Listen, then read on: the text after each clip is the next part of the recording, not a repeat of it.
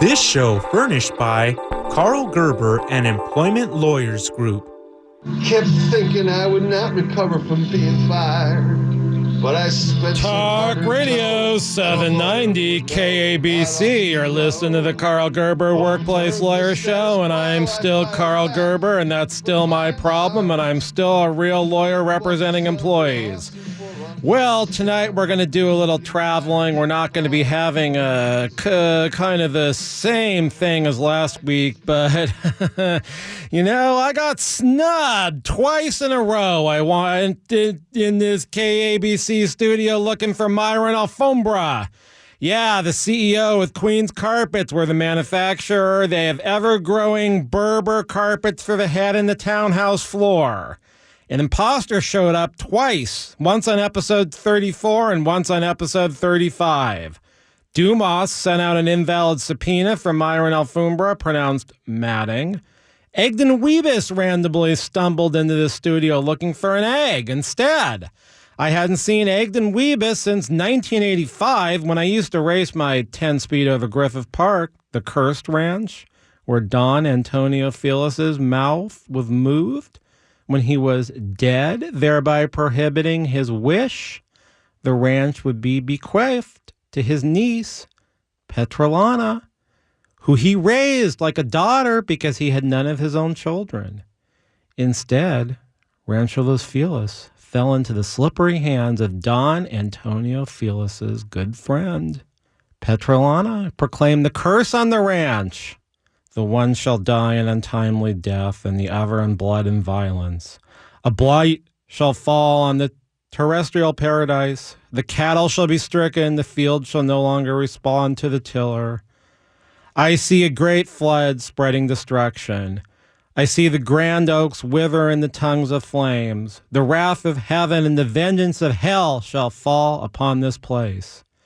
After the friend died, the land was sold to a man who found the ranch overrun by grasshoppers, causing all the cattle to die. Griffith W. Griffith, not D.W. Griffith, the early director, acquired the ranch only to be harassed by the ghosts of Don Antonio Felis and Petrolina. In 1903, the curse was blamed when a temporarily insane Griffith, convinced his wife was conspiring against him, shot her in the face at the Arcadia Hotel in Santa Monica. She lived. Fires and other problems continued to plague the ranch. When Griffith tried to donate the ranch to clear his name after blinding his wife on the top of the Arcadia Hotel, Los Angeles declined. Not until Griffith was dead and his impropriety somewhat forgotten did the city take the cursed ranch. Remember, I'm telling you about Griffith Park because that's where I last saw Egdon Webis. By that encounter, I'd had my first and most painful bee sting by the observatory, and the hillside strangler had done his thing in Griffith Park. Incidentally, the Foucault pendulum at the Griffith Park Observatory stopped on October 10, 1985, due to a vandal. That is the same day Orson Welles died. And it is the last time that I had seen Egdon Webis until he appeared last week in the studio. At that time, he was a senior in high school. Karl Gerber, workplace lawyer, is a persistent employee lawyer, not to be deterred by objecting lawyers, judges who got the ruling wrong, and the need to be appealed, or even an elusive CEO manufacturing unhealthy products and employing angry people through an agency that employs angry people. Just to top the anger of a customer who realizes his ever-growing berber toupee must be tampumed 16 times a day. As we learned last episode, understand a tampume is sort of like, a vacuum, but more like a trimmer for ever-growing berber that might not actually be berber at all. Even though Christmas was upon the world, I found it necessary to board a DC-8 and embark on a journey to the naked city. To a bank in the Queens, I traced the impostor's payment by Myron Alfombra, pronounced Manning. That was 2 episodes ago. Moreover, the corporate showroom and offices were supposed to be in Queens. I'd researched federal court files and read declarations declaring the nerve center of the company, including all of the core group, those in the control group of the company, were in Queens. Therefore, they were a foreign corporation in New Jersey and should enjoy diversity of citizenship and have their case in federal court, even though they were being sued for an act that happened 3 feet within the border of New Jersey. Does a resident of New York really get an unfair shake in Jersey? I left one foggy morning in my 707 horses. The tunes flowed and the beast opened up to 75. Strange, no one was on the 405 south that particular morning. Halfway over the hill, I could see smoke rising from the Santa Monica Bay. A black two-door, yes, a 67 Ford Galaxy got on a Mulholland. Have you seen one of those cars? You don't see them much anymore. She couldn't have been the 6-cylinder model because she flew over to the right of me. And then I started to get cut off. I've been cut off by retail employees with push carts. I'd watch them take the fall on organic ostrich oil and ostrich bubble gum. I wasn't going to get run over by a near 51-year-old Ford. The Galaxy swung to my right, then my left. Did it want to rear end me? We were down by the Wilshire off-ramp. Usually there's a traffic backup so bad you can't reach 20. The Galaxy is blasting forward. At 90, my Challenger is running around 2,000 RPM. Screw this. I switch on the track mode and accelerate to 130. The Galaxy can't keep up. Black-gloved hands are aiming a sawed-off shotgun at my tires. Somebody doesn't want me to get to New York. 20 minutes later, I'm parked in an airport overflow lot off Century. I see the valet almost got hit with a Tesla when he gunned my Challenger's engines. This is why I don't do valet. KABC expense account, $200 for prepaid parking. A ramshackle half-rickshaw, half-Morris Minor J2 minibus picks me up. There's barely room for my luggage inside. An Indian driver asks me what I want to do. He realizes I'm Karl Gerber, workplace lawyer. The air inside the bus is all exhaust fumes. He asks if he can smoke. I tell him that would be immediate cause for termination. He gives me a blank stare. Right before we enter the airport, the driver starts in on a complicated contract problem he claims his wife has. He wants to exercise her right to freeze her purchase of stock for 6 months. He shows me her employment agreement. It's a lot of reading on a small cracked screen. The second agreement doesn't mention a right to freeze the monthly exercise of options once the option buying starts. As we enter the upper departure level, on his aging Samsung, the driver shows me another agreement the company sent his wife. It gives her the right to freeze her purchase of stock for up to 6 months if she gives 15 days notice. Clearly, she didn't sign this contract, and it isn't referenced in the agreement she signed. I tell the driver the second agreement might never have been agreed to, but it gives her a new right she didn't have before, so she shouldn't complain about the 15-day notice clause if she wants to freeze her options. The driver pulls out a Juul and starts vaping. Huge amounts of vapor that were once in his mouth are now on my face. I hold my breath. 10 minutes later, once some of the vapor is outside, the 57-year-old vehicle, at least not the rickshaw part, I tell his wife she should thoroughly read the second agreement and make sure there isn't anything she doesn't like. Remember, I'm on a journey to New York to try to find Myron Alfombra, pronounced Manning.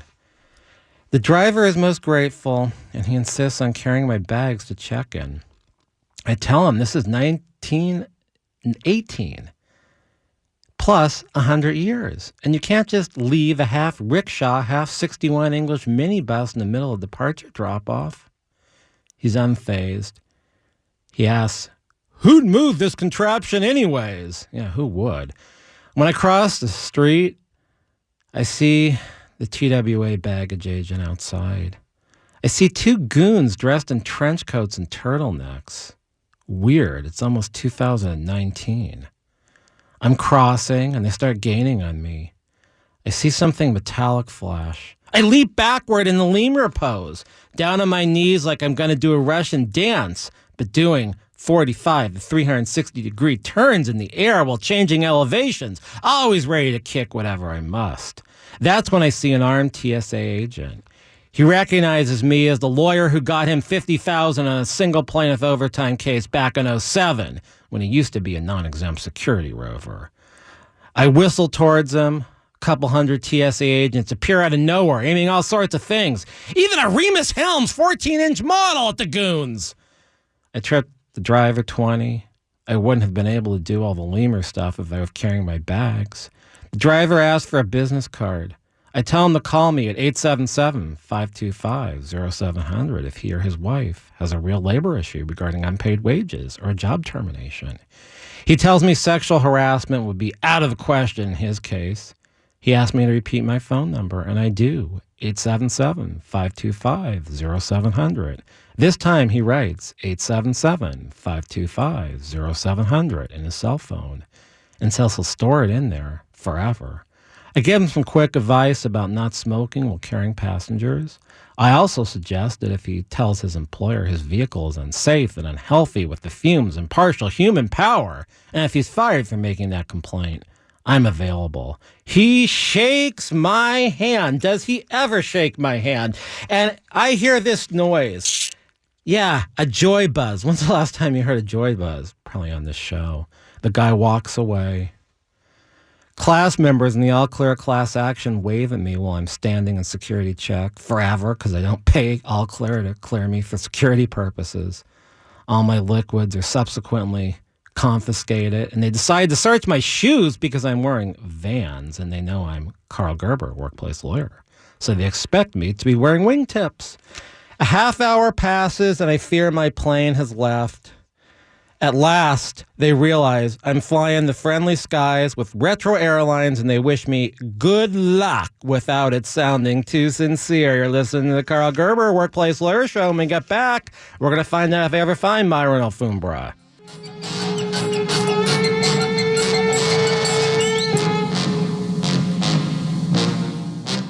Indeed knows finding the right hire takes time away from your business. Hiring a qualified data engineer felt like a second job. More job seekers use Indeed than any other site, so there's no better place to find someone with the skills you're looking for. I needed someone with a master's in computer science and database experience. Plus, Indeed screener questions help you find your shortlist fast. Now I'm back to having just one job. See why more than 3 million companies worldwide use Indeed to hire. Post your job at Indeed.com/hire. Indeed, the world's #1 job site. Source.com score total visits.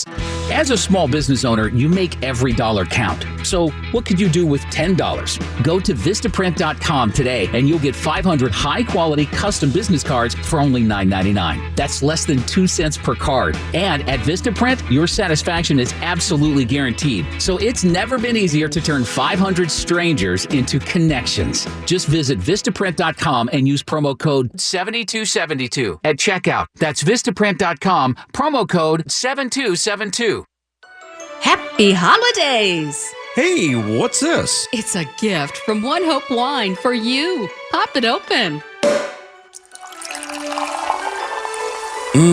This bubbly is delicious. Yes, and check out the bottle. It literally shimmers like they painted it with gold. That's so cool. Best of all, every shimmer bottle of One Hope Sparkling Brut helps fund meals for children fighting hunger. Wow, so it's twice as nice. I like to think of it as bubbles with benefits. Oh, bubbles with benefits. I like that. And for a limited time, save 25% on the One Hope Wine Shimmer Bottle at onehopewine.com/radio. Sorry, I was drinking this delicious bubbly. What's that website again? onehopewine.com/radio. Order now to save 25% on One Hope's Sparkling Brut in the gorgeous gold shimmer. Oh, there's no place like Who me? 790? Happy holidays from 790 KABC. Since 1993, the Employment Lawyers Group has been a consistent force in fighting for the rights of California employees. They've represented thousands of employees in cases in which they've lost their jobs, been sexually harassed, discriminated against at work, or owed wages individually or as a group such as a class action. The Employment Lawyers Group has maintained a high win rate and a serious record before the California courts. Please call 877-525-0700 for an experienced work lawyer. That's 877-525-0700. They have call takers standing by. Online, research the firm at worklawyerca.com. They have offices throughout Southern California. If you hire the Employment Lawyers Group, your legal problem becomes theirs to solve. You bought yourself a lawsuit for wrongful discharge. Talk Radio 790. There's no K in Spanish. How am I supposed to do the... Oh, KABC. Yeah, KBC. This is the Karl Gerber Workplace Lawyer Show. I'm Karl Gerber. I'm a real workplace lawyer. I'm recounting a fascinating tale. I had to go to New York to find Myron Alfombra, pronounced Matting. You know, he didn't show two of these shows. So anyways, we're at LAX, and I'm about to board on Retro Airlines. Stewardesses in super short mini dresses are out there on the runway. Only women, of course, but to evade accusations of sex discrimination, which was always the problem with height and weight restrictions, it only meant anything to female stewardesses and evidently caused the first big gender discrimination class action. Retro Airlines only hires original stewardesses who worked 1960 through 1974. They made 1974 a cutoff because 1975 was when mandatory unleaded fuel came in. And also, it was the end of the Vietnam War. Yeah, the stewardesses are a minimum of 64, the highest concentration in their 70s and some in their mid-80s. Whatever. They're still super hot. That was another thing with the airlines back then. These women had to get an anti-aging formula. I think they sold it in Venice or maybe Beverly Hills. They were afraid that if they aged and looked 30, they'd be fired. The formula works to this day. Most of the passengers are dressed in costume. I guess I didn't get the memo. On board, they seat me in the smoking section. I tell them this is Federal Aviation Administration Violation 1. And one of the stewardesses calls me sweetie and tells me the passengers are just allowed to hold cigarettes or wands with cigarettes, but not light them. I say, what about cigarillos? And she says, many of the retro lounge people hold cigarillos. I tell her I'm not too sure about this, and she asks me if I know Starlight. I'm seated next to Dragon Nails.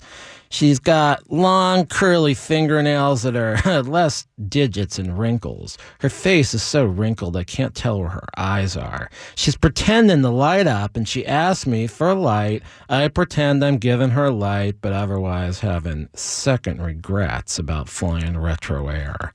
She tells me she lives in the South Bay and likes piano lounges without windows. We talk about this one particular place that has a mold smell, faux leader, cedar and leader paneling that don't look the color of cedar anymore. She turns out to be a really interesting lady, notwithstanding she smells like an ashtray and I can't stop itching. About an hour into the flight, she starts convulsing and begging for a hit. I tell her I'm not a peddler. A guy dressed like an orderly from a 70s mental institution pops out of the back lounge area and injects her with nicotine. There's some 12-year-old kid in back of me flying with his parents who happen to be mid-century modernist freaks. I hope there's some listening tonight. The kid's asking his parents why everyone is so weird on this flight. His mom is wearing a fur wrap, and his father is wearing a leisure suit. I decide the people on board would be appropriate listeners for this show, so I make an announcement. That's where some idiot working for TSA says the passengers can't do any group mingles.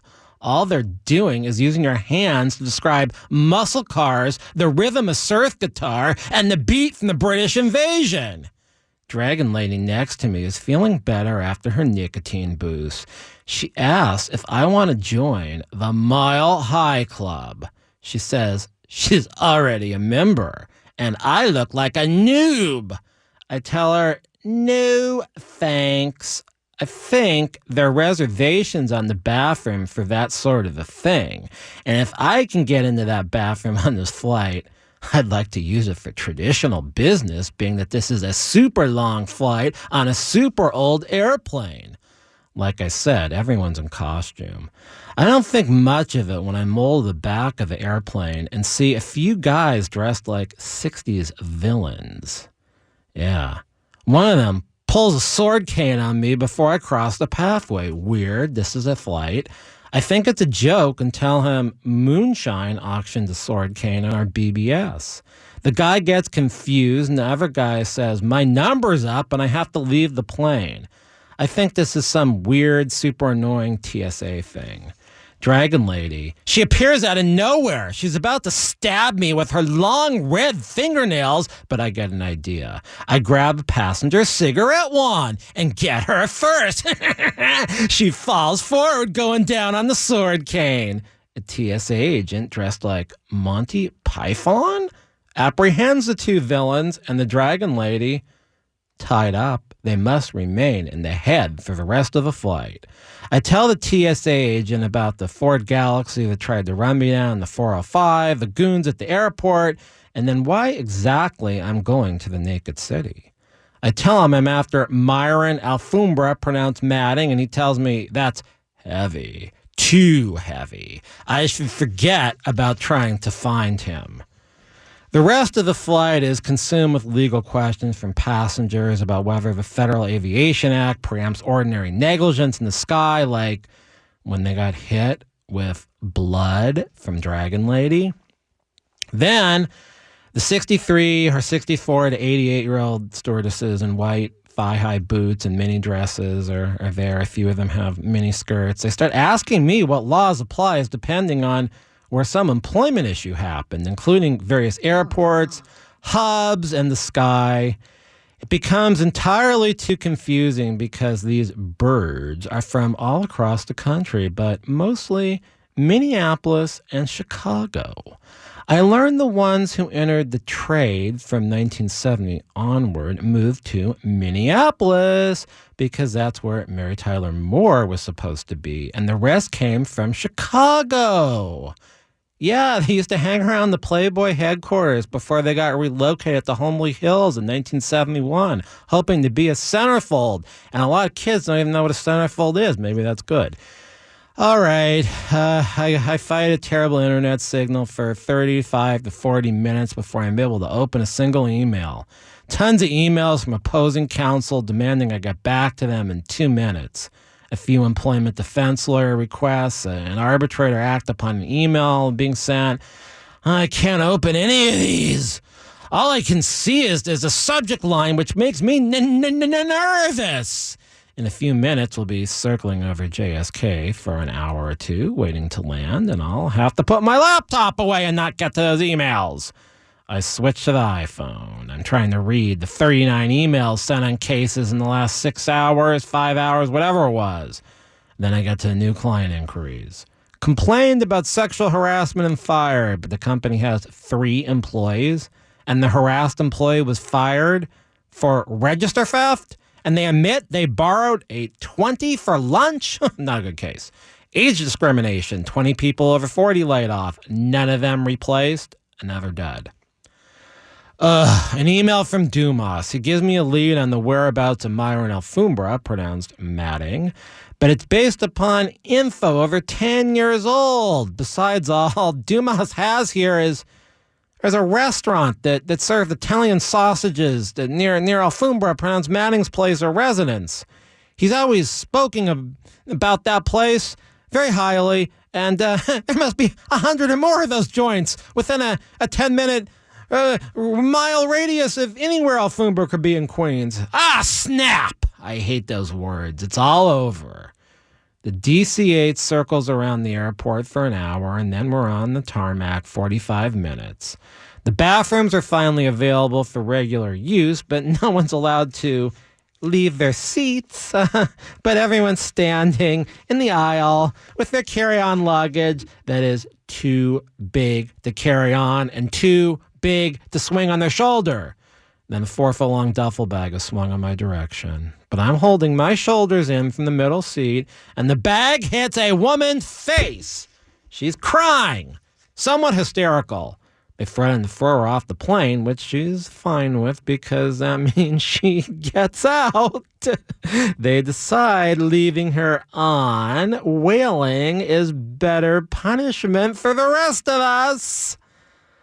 A woman even too burly for burlesque stops me before I step off the jet bridge and onto the low shag carpet of the second floor for arrivals. She tells me from this point on, I'm not licensed to practice law. I tell her that's the breaks when I'm in New York. She asks the location of my nearest jurisdiction of admittance. I tell her I think Massachusetts is closer than Washington, D.C. She seems to accept those facts. She tells me that if I get into trouble, I can always get to the Massachusetts border in 4.5 to 5 hours this time of the year. I thank her for her advice and look for my luggage. You've been listening to the Karl Gerber Workplace Lawyer Show. I'm Karl Gerber. This is my journey to go find Myron Alfombra, pronounced Madding, who sells ever-growing Berber toupees for the head and the townhome floor. If you have a real legal problem about employment law, call me at 877-525-0700. Once again, 877-525-0700 for a real legal problem. That's 877-525-0700. We'll be back in just one moment.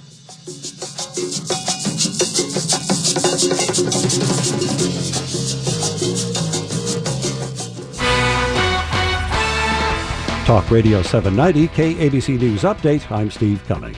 Retiring Defense Secretary James Mattis is reportedly signing off on an order to remove American troops from Syria. CNN reports that it's expected to start in the next couple of weeks.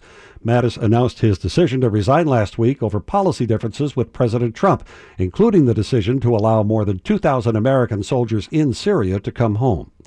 America's largest banks are apparently in decent shape despite the recent shakeup in the stock market. That's what Treasury Secretary Steve Mnuchin says after he spoke with the CEOs of the country's 6 largest banks over the phone, and they all told him they have plenty of money on hand. Aside from the recent sell-off in the stock market, the Trump administration, of course, is weathering a government shutdown that looks like it will last well into next week.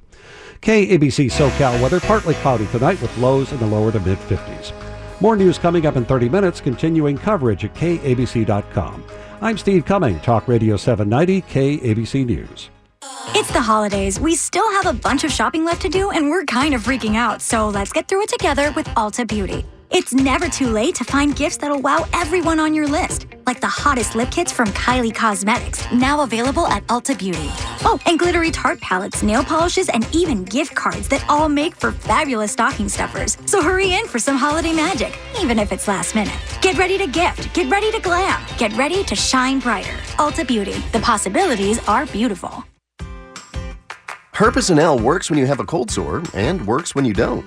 If you haven't tried this for cold sores, you're missing out.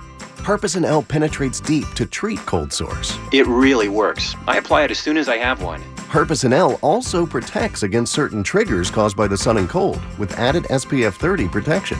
I use it in the winter and in the summer to help protect against flare-ups from sun damage. Herpes L works when you have a cold sore, works when you don't. Use as directed. Ask yourself, if you built a van for your business, where would you start?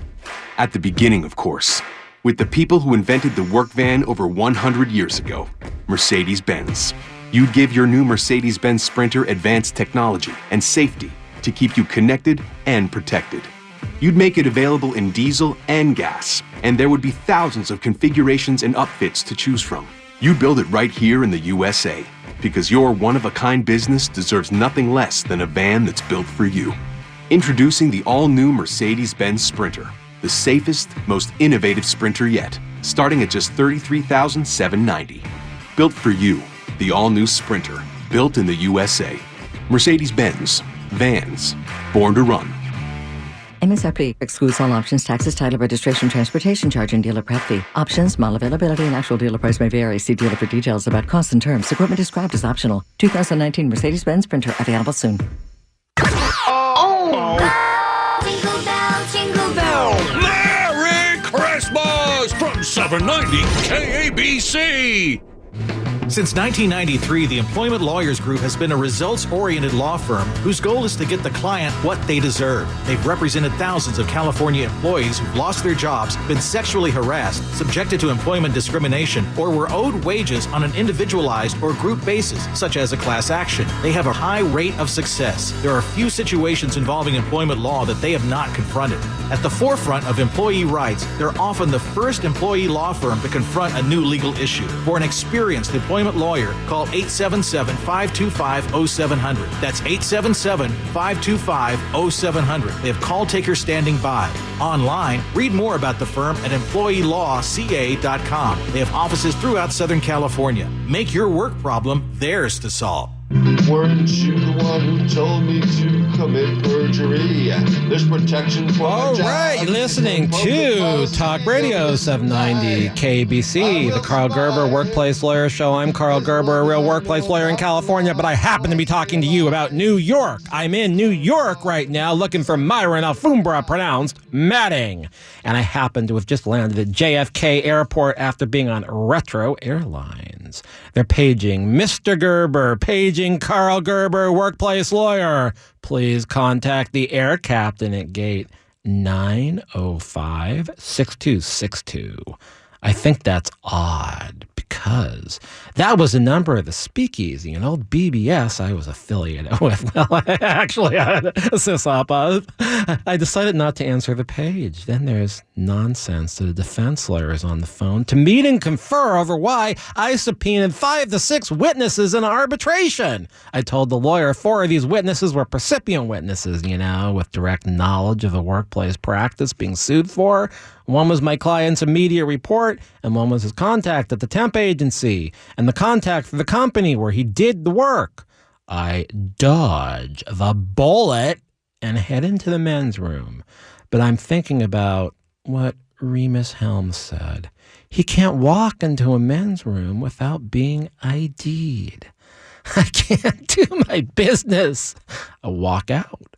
There's all sorts of Hare Krishna with their backs against the walls near the luggage claim. They're making sounds with shakers and tambourines. I'm thinking about the Supreme Court case about whether airports are public places that have to allow this sort of thing. And I'm thinking, I haven't seen a Hare Krishna at an airport since the 1970s.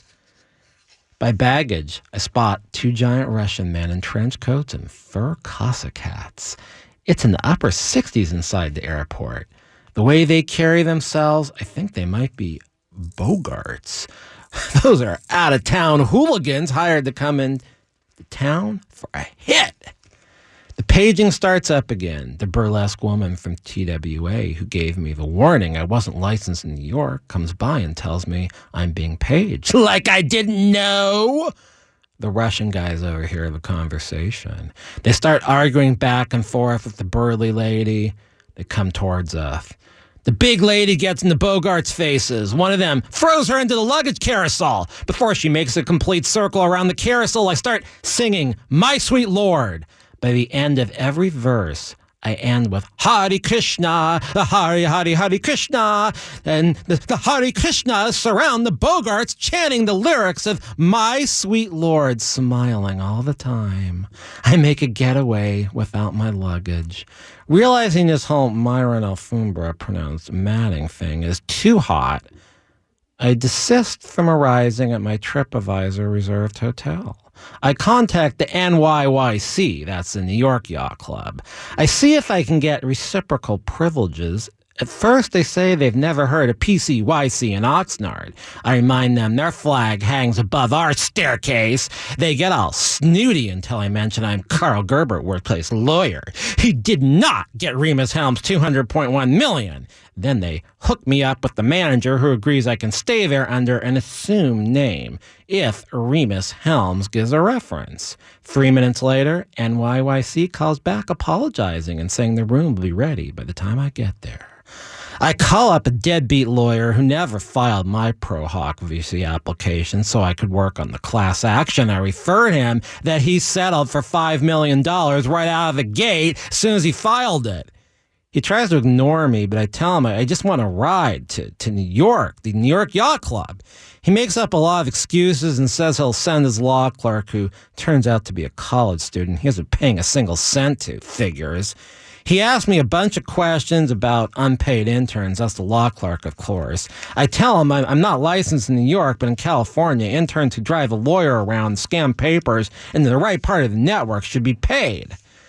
We cross over on the 495. The law clerk claims a very personal thing of his is in the vicinity of 2nd Avenue near St. Mark's Place. It's about then that I realized the airport was in the Queens area, where I want to find Myron Alfombra. The law clerk insists he has to make a stop in the East Village. He tells me he had breakfast in the Kiev. I start getting worried there's some Russian conspiracy going on, and I try to get out of the car. He tells me to calm down. He wants to go where all those people sell used books and other junk on the street. He saw something of his, very private, lying on a blanket next to a broken toaster oven. This sounds vaguely familiar to him. I ask him if people have told him he should get one permanently attached. He nods, but says he doesn't know if he wants to. I realize I'm living a bad dream. Calling up a deadbeat lawyer to have his unpaid intern drive me to the most exclusive yacht club in the world is a bad idea. The law clerk lets me out in the East Village while he searches for his member. I tell him he should try a Rhemus Helms instead. He tells me I should try AT&T instead of Verizon. I don't really see the relationship. I'm in the East Village looking for David Peel from David Peel on the Lower East Side. Then I realize I read his obituary a few years back. Besides, I don't really like the whole marijuana movement, but David Peel's song about having marijuana, it was very revolutionary when it came out in 1968, but that was 50 years ago, almost 51. The world is sure a lot less hip than it was then, even though everybody wants to be a hipster, and they make designer jeans with 2% elastic so you can fit into a lower size than your normal size. But the jeans hang on your hips, which is very annoying and bad for your back, especially if you have a heavy wallet, a heavy egg, or a construction knife in your pocket weighing things down. I'm walking past multi-million-dollar brownstones and occasional murals on dumpsters advertising the Karl Gerber Workplace Lawyer Show, which you can only live stream on YouTube in New York or listen to on radio.com. I don't get it. Nonetheless, the URL to listen to old episodes of workplacelawyer.org is painted on a lot of the city trash cans. I didn't buy those ads, nor did Cumulus Media. I'm wondering what's going on. I'm looking at the picture of me in the blue suit, the one that's on the flashing billboard in Lawndale the cosplay coyote ran into, thereby almost killing Molly Machete. I notice a Russian grocery store. It's not corporate, so I walk in. They recognize me immediately due to all the street murals. They tell me the food they're selling is Russian style. I ask if I can have the cabbage and tomato juice without the meat. I decline the borscht, and I even mention I never did it again after the Barth attack when I was 7. They start talking to me in Russian. I tell them I'm only about 25% Russian and then 75% Lithuanian. I say my mother's grandparents came from Russia. My mother learned Russian recipes from her mother, so naturally we ate Russian-style food at least once a week. The old lady, I say old because she was close to 100, gives me a tip. At first, she tells me I should leave the microwave shut if I'm cooking an egg and only open it after a few minutes because the egg could explode in my face. I tell her I learned that long ago from Egdon Webis, who was on episode 35. She laughs, hands me a ruble, and tells me I need to go to Jersey if I want to find Myron Alfombra. When I leave, I realize the ruble has an address on it. The law clerk reappears. He tells me he got his part back for 17 when the seller wanted 22. I tell him the King Missile song was big when I was in law school and ask him where he really went. He doesn't tell me, but he produces the luggage I left at the airport. He drives me the rest of the way to the yacht club. On the drive, I've been trying some interesting knots with the law clerk's collection of old shoelaces in his 87 Tercel. I enter the yacht club with shoelaces now resembling the burgee to my yacht club. There's a frame of constrictor knots serving of the borders for our three colors, double fisherman knots for each color, clothes hitches for another, and simple figure eights for the third color on our burgee. I enter the club wearing a navy Zanga lawyer's suit. I decide to linger in the lounge swinging my burgee. A bored, near 80-year-old yachtsman asked me if I made the burgee myself. I tell him I put it together with shoelaces on my way over. He says he sailed the American Cup in '71, but could never tie knots like that. I tell him I'm a fair-weather sailor. So I'm hanging out in the New York Yacht Club with this guy, and we're sitting there tying knots. He's drinking glad-figured scotch he proclaims is the finest in the land. I'm drinking some bottled water, which I say is the finest in the land. He offers me the scotch, and I tell him it only makes me sneeze. Then he asks if I like water, and I say, no, I don't drink water anymore. I only find myself on the floor. In no time, we are singing Irish folk songs, but mostly tunes of Ringo Starr, who I find out is his favorite Beatle. I tell him, well, that's the old salt. I need to get to New Jersey. He asks me, where? I tell him Ringo is the finest drummer I've ever seen perform. He offers me the use of a dark Highland green Mustang he bought for his 30-year-old lover who rejected the Mustang.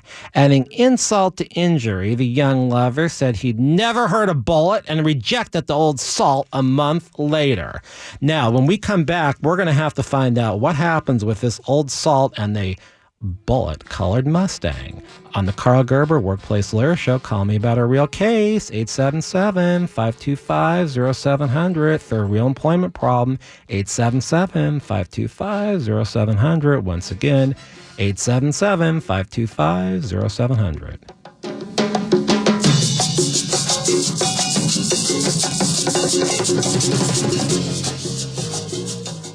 Hey, this is Dr. Drew. And I'm Lauren Savant. We know you don't want to miss a minute of our show every day. But you probably have a life. You may want to listen on your schedule. Well, you can. Check out our daily podcast, Dr. Drew, Midday Live with Lauren Savant, on iTunes, TuneIn, and KBC.com. The Rick Dees Dead 40 Podcast. Yes. Musicians work hard to craft an image for their fans.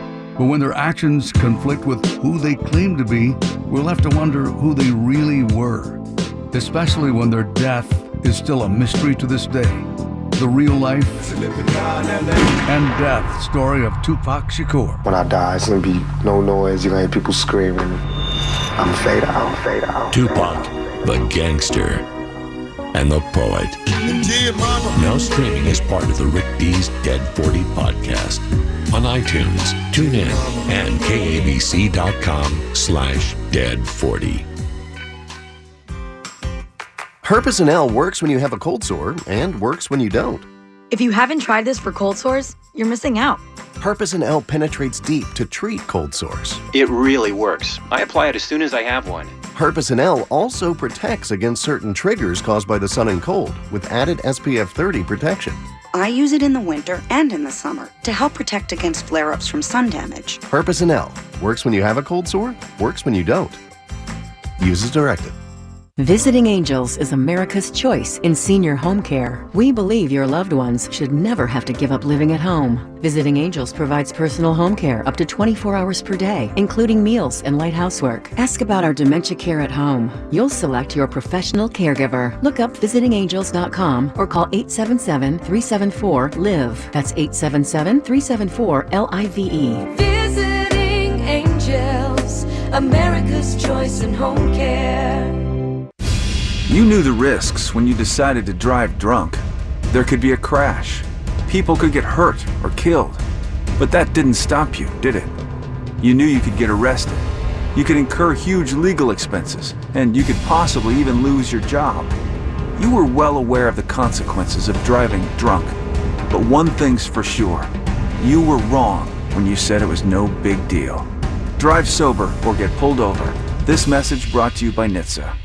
Diabetes, high blood pressure, anxiety meds, everyone's on them. If you're a 50-year-old male, maybe a bit beefy, or even with type 2 diabetes, $1 million of term insurance may only cost you about $200 a month. Affordable term life insurance is out there. Call Term Provider and speak with Big Lou at 800-481-1458. 800-481-1458 or visit biglou.com. Remember, Big Lou's like you. He's on meds too.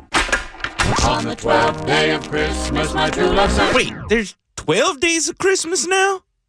Looks like that fat man's got some explaining to do. Ho, ho, ho! Merry Christmas from 790 KABC.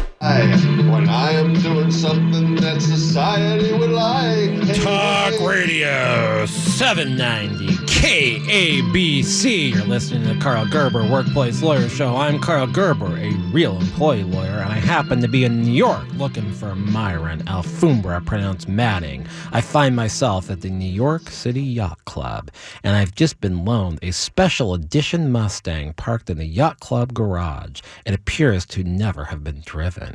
Traffic is terrible. I don't know where I'm going. I find myself at Stillwell and 25th, I believe.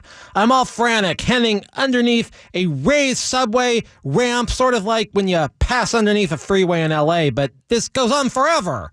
And there's some reason everyone's afraid to drive underneath this underpass. A 1967 Dodge Charger with a vinyl roof tries to run me off the road. It's got original white walls, hubs with red inside. Inside the Charger, they're the two Russian Bogarts from the airport. Oh, what am I gonna do? They're wearing trench coats and one is wearing black gloves. Can you believe that? Black gloves. The Mustang is faster, much faster. Oh, I'm really getting faster than these guys. It's going. The Mustang's not like my SRT8, but she's opening up. I pull in front of the Charger. They fire a shot in my direction. I turn onto New Utrecht Avenue, almost running over a lady pushing a 47-year-old baby carriage. I'm trailing the Dodge Charger. I could ram it if I want. By this time, I'm wearing a trench coat with a leather collar and fur lapels. Lapels? What? I don't own a trench coat, and I'm speaking French, but I don't speak French or see the immediate connection. I'm so confused. I forget I'm Karl Gerber, workplace lawyer, and I don't know if my name is Popeye or Steve Bullit, or whatever, Frank Bullit. The goons are going over street level track now, and it's getting chaotic. One train collides into another train. Suddenly I start jumping these big on hills underneath the subway underpass. One Russian rails out the window. Wrong movie. I yell, wrong cars for this chase. He agrees and comes to a sudden stop. A sudden stop in the middle of this. Can you believe that? There's a flight of stairs up to the subway. The Bogarts start running up the stairs. You know where Myron Alfombra is, don't ya? I yell at the Bogarts. I'm trying to lasso a bunch of tape from the Mustang's windshield. I'm going to lasso one of the Bogarts. But they jump into the train. I'm chasing the Bogarts through subway cars all the way to the waterfront in Jersey. Remember, I ride the evil treadmill every night. My lung capacity is a lot better than the overweight Bogarts wearing trench coats. BTW, I ditched mine. In the middle of a chase, some kid stops me and asks what the elements are for sexual harassment under federal law. I feel compelled to answer.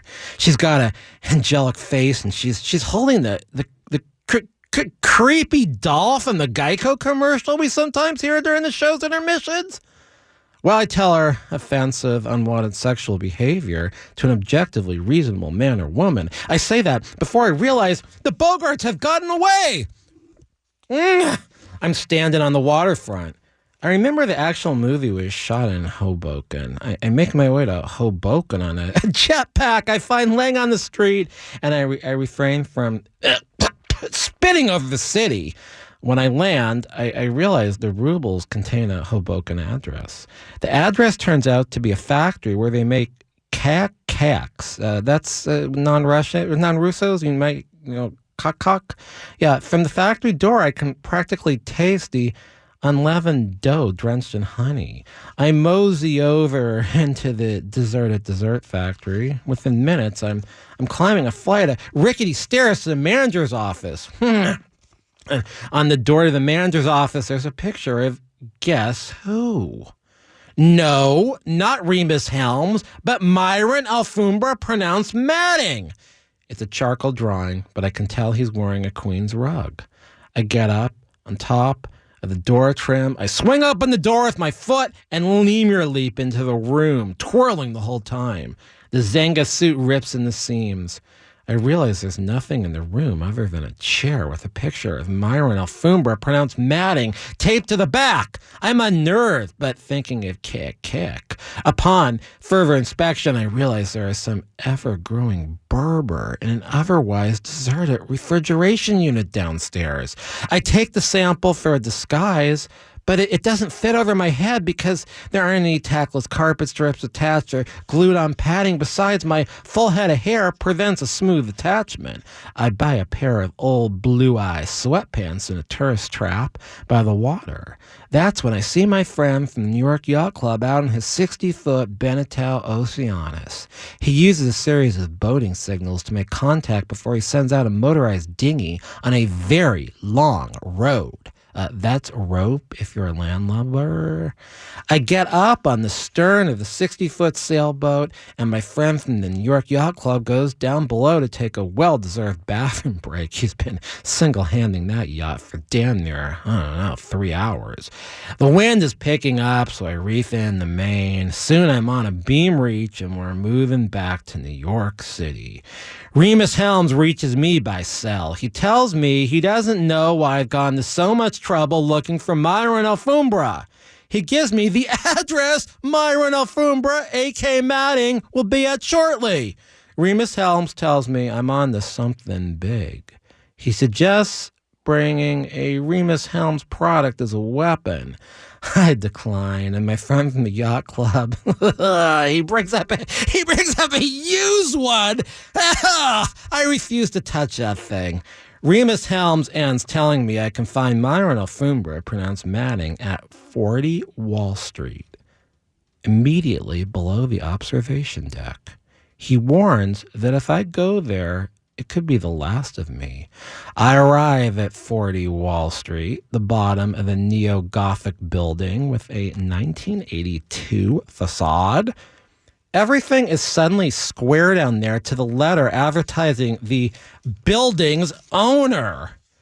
A humongous presence of police and other law enforcement have the building surrounded. There are even snipers positioned in nearby windows. I'm stopped at the door and asked for ID. I produce a package of contraband Iranian diapers. We covered that in one of these episodes. And I flash my USAA card. A paramilitary guard's eyes light up when he sees the diapers. I'm given a pass to just where I need to be. When I get to the elevator, a man in white spats, arrow collar, and clearly a racist calls me sir. And I say, I hear you have the package. And he says, I hear you got the package. And we start tossing it back and forth and making jokes, but I won't make any of those racist jokes. And then, oh man, I'm mistaken as the new secretary of diaper changes because the old one was fired hours earlier and no one has met the new one. I'm walking around with the Frank Sinatra sweatpants, which I figure it might come in handy if I have to do another lemur lunge. The gold-etched elevator climbs, I get out, and I arrive on the floor below the observation deck. There's fast food wrappers and the presence of mistresses everywhere. I'm in a tacky loft with gargoyles wearing queen's rugs. I'm told he's getting a haircut. He's getting a haircut, and I see someone giving a haircut, and the guy giving the haircut is talking about it being his product. I see the tampon cutting the hair at 13-degree angles, and I know something is up. Something is up, and I know that Myron Alfombra, pronounced Madden, is the one giving those haircuts to the guy in the chair, and the guy in the chair is calling some people very good men, but a lot of people really terrible names, disparaging names. The man doing all the disparaging stuff, he leaves the room. You probably are wondering wondering what happened next, you probably wonder if I confronted the barber and he revealed his identity. Let's leave it at this. Due to the low approval ratings, he agreed to take his product off the market if I vowed not to discuss whose hair he cuts. The rest of the mission has been marked highly confidential for attorney's eyes only. Yeah. KABC expense account, $2,200 for new Zanga suit, $1,399 for Frank Sinatra sweatpants, $99 for hand wipes, $16,000 for contraband Iranian diapers, and $20,000 to settle personal injury claims when re-enacting the French Connection in Bullit vehicles. Yours truly, Karl Gerber, workplace lawyer, who can be reached at 877-525-0700 for real employment. Call. That's 877-525-0700. Once again, 877-525-0700. Thanks for listening to this really weird episode of the Karl Gerber Workplace Lawyer Show. We'll be back with actors after the first of the year. This show furnished by Karl Gerber and Employment Lawyers Group.